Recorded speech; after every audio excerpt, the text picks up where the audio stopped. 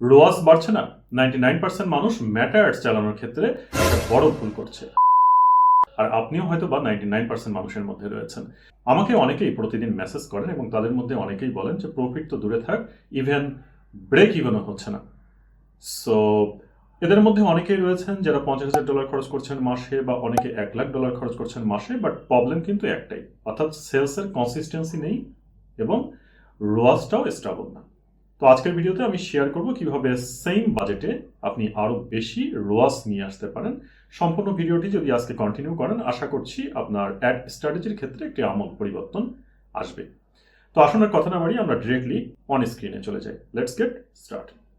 High রোয়াজ আনার ক্ষেত্রে প্রথমে যে বিষয়টি মাথায় রাখতে হবে সেটি হচ্ছে ক্রিয়েটিভ। আগে কিন্তু ডিটেল টার্গেটিং অনেক ভালো কাজ করতো, বাট এখন বলা হচ্ছে creative is the next targeting, অর্থাৎ আপনার ক্রিয়েটিভটাকে অবশ্যই এখন আমলে নিয়ে এটা নিয়ে কাজ করতে হবে। তো একটি ভালো ক্রিয়েটিভের ক্ষেত্রে কোন কোন জিনিসগুলো থাকা উচিত? তো এক্ষেত্রে প্রথমে যে বিষয়টি আপনাকে খেয়াল রাখতে হবে সেটি হচ্ছে হুক। হুকের ক্ষেত্রে 1 থেকে 3 সেকেন্ডের মধ্যে সবসময় খেয়াল রাখবেন যে একটি স্ট্রং হুক যাতে রাখা যায় সেটা খেয়াল রাখতে হবে। এরপরে আপনাকে আলোচনা করতে হবে প্রবলেমস নিয়ে। দেন আপনি ইমোশনাল ট্রিগারে যেতে পারেন, যেহেতু প্রবলেমস নিয়ে আলোচনা করছেন, মানুষ এটির সাথে কানেক্ট করবে, সো দ্যাট এখন আপনি ইমোশনাল ট্রিগারে যেতে পারেন। দেন আপনি সলিউশন নিয়ে কথাবার্তা বলতে পারেন। আফটার দ্যাট আপনি প্রুফ দেখাতে পারেন যে এই প্রোডাক্ট বা সার্ভিস নিয়ে কি ধরনের বেনিফিটেড মানুষ হয়েছে, সো এই প্রুফমেন্টটাও আপনি রাখতে পারেন। এবং ফাইনালি আপনি একটা সিটিএ রাখতে পারেন। সো এই যে ভিডিওটা সে দেখলো, সে দেখার পরে কি অ্যাকশন নিবে সেটা আপনি ক্লিয়ার রাখতে পারেন। সো একটা ভিডিওতে আপনি তাহলে এই পার্টগুলো অবশ্যই রাখতে পারেন। পাশাপাশি আপনি অন্য অ্যাঙ্গেলেও চেষ্টা করতে পারেন। কি কি পার্ট এখানে আলোচনা করেছি? হুক 1 থেকে 3 সেকেন্ড, এটি স্ট্রং হতে হবে। প্রবলেম সেগমেন্ট নিয়ে আলোচনা করবেন, ইমোশনাল ট্রিগার করবেন, সলিউশন নিয়ে কথাবার্তা বলবেন, প্রুফ দেখাবেন এবং সিটিএ রাখবেন। অর্থাৎ একটা ভিডিও দেখে সে কি সিদ্ধান্ত নিবে সেটা আপনি ভিডিওর লাস্টে রাখবেন। এছাড়াও আপনি ক্রিয়েটিভ ডাইভার্সিফিকেশন নিয়ে কাজ করতে পারেন, অর্থাৎ একই রকম ভিডিও বারবার না বানিয়ে আপনি বিভিন্ন টাইপের ভিডিও বা বিভিন্ন ক্যাটাগরির মানুষকে টার্গেট করে আপনি ক্রিয়েটিভ বানাতে পারেন। সো এর ফলে যেটি হবে যে বিভিন্ন ক্যাটাগরির যে মানুষ রয়েছে, আপনি যেহেতু ক্যাটাগরি ধরে ধরে ক্লাসিফিকেশনগুলো করছেন বা আপনার ক্রিয়েটিভ ডাইভার্সিফিকেশন তৈরি করছেন, তো তারাও কিন্তু আলাদা আলাদাভাবে এঙ্গেজ হবে। সো আমি একটু রেজাল্ট দেখাতে চাই। এখানে আপনারা দেখতে পাচ্ছেন অন স্ক্রিনে আমি একটি ক্যাম্পেইনের রেজাল্ট শো করছি এবং এখানে ওয়েবসাইট পার্সেস রয়েছে 1006টি। পার পার্সেসের জন্য খরচ হয়েছে $1.46 করে এবং টোটাল অ্যামাউন্ট স্পেন্ড হয়েছে $1,469। আমরা যদি একটু রোয়াজটি দেখি, কারণ আমরা রোয়াজটিকে এই ভিডিওতে বেশি প্রাধান্য দিচ্ছি।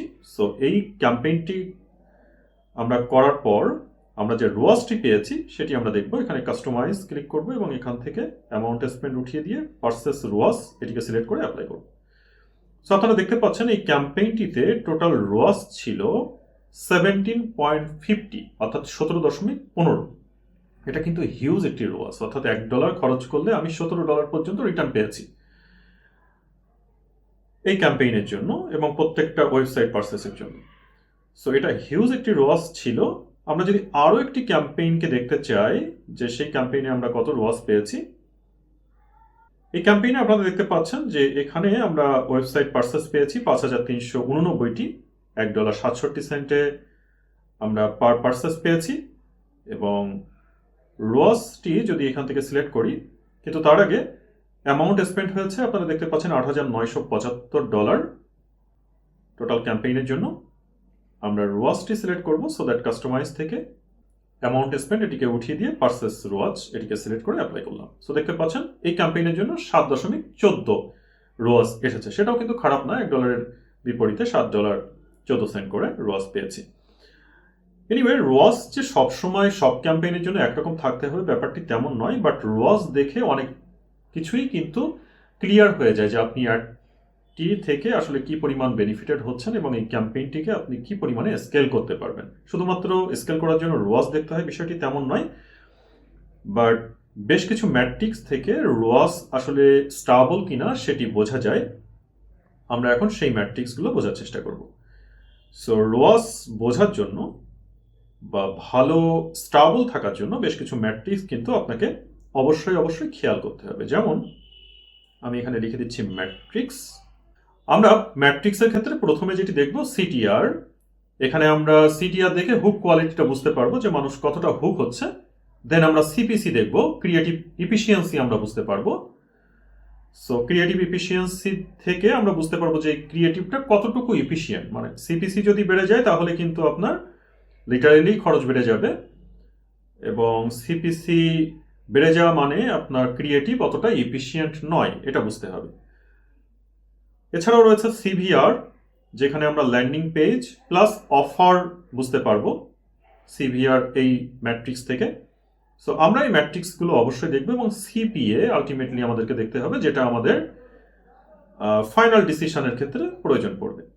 CPA, cost per acquisition.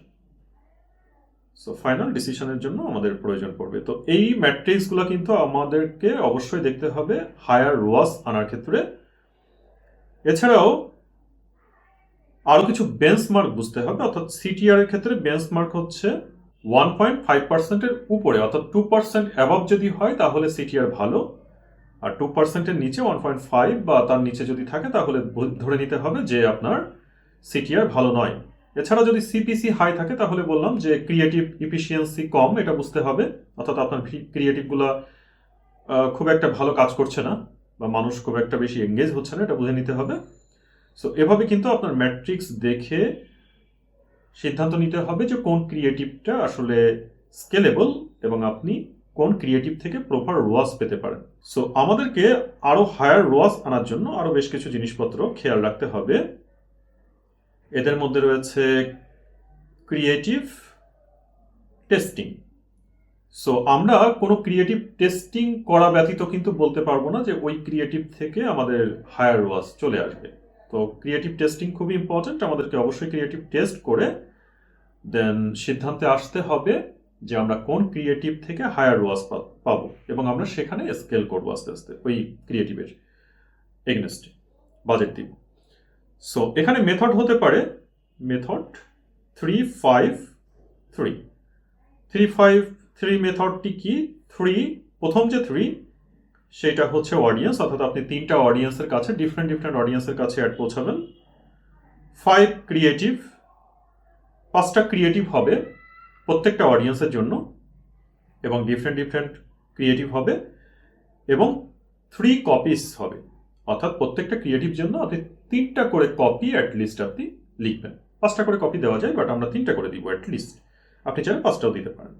So আমরা 3-5-3 এই ফর্মুলাতে ক্রিয়েটিভ টেস্ট করব হায়ার রোয়াস পাওয়ার জন্য, এবং ক্রিয়েটিভ টেস্টিংয়ের পরে আমাদের যে ক্রিয়েটিভটি সবচেয়ে ভালো করবে বা প্রথম 2-3টা ক্রিয়েটিভ, যে 2-3টা ক্রিয়েটিভ ভালো করবে, আমরা সেখানেই কিন্তু হায়ার বাজেট অ্যালোকেট করব। এখন শুধুমাত্র বাজেট অ্যালোকেট করলেই হবে না, একটা ক্রিয়েটিভের দম কিন্তু কিছুদিন পরে শেষ হয়ে যেতে পারে। সো দ্যাট আপনার ক্রিয়েটিভ ফ্যাটিক চলে আসতে পারে। একটা অ্যাড যদি বারবার একজন মানুষের কাছে পৌঁছায় তাহলে কি হবে? সে আগ্রহ হারিয়ে ফেলবে, ক্রিয়েটিভ ফ্যাটিক হবে। সো সেম অ্যাড বারবার একই অডিয়েন্সের কাছে যাচ্ছে কিনা সেটাও কিন্তু দেখতে হবে। সো দ্যাট আপনাকে যেটি করতে হবে, 7 থেকে 10 দিন পর পর ক্রিয়েটিভ রিফ্রেশ করতে হবে, সিআর বা ক্রিয়েটিভ রিফ্রেশ করতে হবে। বাট আপনার অ্যাড যদি স্টেবল হয় এবং আপনি দেখতে পাচ্ছেন ফ্রিকোয়েন্সিতে যে অত বেশি মানুষের কাছে দেখানো হচ্ছে না বারবার, আপনি রাখতে পারেন। বাট 3 অ্যাবাভ যদি ফ্রিকোয়েন্সি চলে আসে সেক্ষেত্রে কিন্তু আপনাকে অ্যালার্ট হয়ে যেতে হবে যে ওই অ্যাডগুলো ডিফারেন্ট অডিয়েন্সের কাছে তখন প্লেস করতে হবে। সো ক্রিয়েটিভ রিফ্রেশমেন্ট আপনি 7 থেকে 10 দিনের মাথায় করতে পারেন।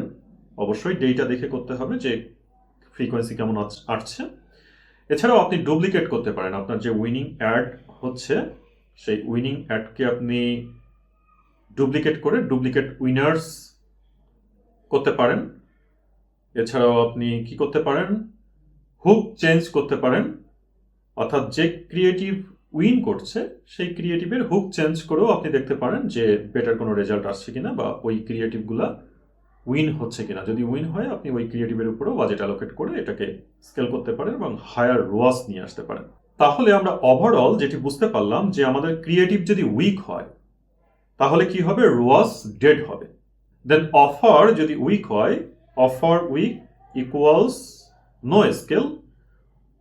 দুর্বল অফার হলে আমরা স্কেল করতে পারবো না। দেন ফাইনালি যেটি দেখতে হবে সেটি হচ্ছে ট্র্যাকিং উইক আছে কিনা।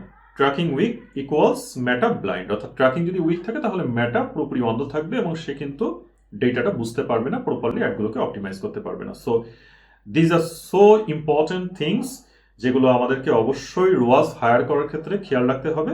ফার্স্ট অফ অল আমাদের ক্রিয়েটিভের দিকে খেয়াল রাখতে হবে, সেকেন্ড হচ্ছে আমাদের ম্যাট্রিক্স এবং ট্র্যাকিংয়ের দিকে কিন্তু অবশ্যই খেয়াল রাখতে হবে। আর এই সমস্ত দিকগুলো যদি আমরা প্রপারলি খেয়াল করে ক্রিয়েটিভ টেস্টিং করে উইনার যে ক্রিয়েটিভটি আছে সেটাকে বের করতে পারি এবং সেখানে আমাদের হায়ার বাজেটগুলো অ্যালোকেট করতে পারি, তাহলে কিন্তু আমরা খুব সহজে হায়ার রোয়াজ নিয়ে আসতে পারবো। তো আশা করছি আজকের এই ভিডিওটি আপনাদের জন্য হেল্পফুল হয়েছে এবং কিভাবে আপনি সেম ডলার স্পেন্ড করে হায়ার রোয়াজ আনতে পারেন সে বিষয়ে একটা ভালো ধারণা আমি দিতে পেরেছি আপনাদেরকে আজকের এই ভিডিওর মাধ্যমে। যদি ভিডিওটি ভালো লেগে থাকে অবশ্যই ভিডিওটি একটু লাইক করবেন, বন্ধুদের মাঝে ভিডিওটি শেয়ার করে দিবেন। চ্যানেলে প্রচুর পরিমাণে ফেসবুক মার্কেটিং এবং টিকটক মার্কেটিং নিয়ে ভিডিও রয়েছে। আপনি নতুন দর্শক হয়ে থাকলে রিকোয়েস্ট থাকবে চ্যানেলটি ঘুরে আসুন, হয়তোবা এখান থেকে অনেকগুলো ভিডিও আপনার জন্য হেল্পফুল হতে পারে। আপনি নতুন দর্শক হয়ে থাকলে রিকোয়েস্ট থাকবে চ্যানেলটি সাবস্ক্রাইব করে পাশে থাকা বেল আইকনটিকে অন করে রাখতে, তাহলে পরবর্তীতে যে কোনো নতুন ভিডিও আসলে আপনারা নোটিফিকেশন পেয়ে যাবেন। দেখা হবে পরবর্তীতে অন্য কোনো নতুন এবং গুরুত্বপূর্ণ ভিডিও নিয়ে। তত সময় ভালো থাকুন, সুস্থ থাকুন। Thank you very much.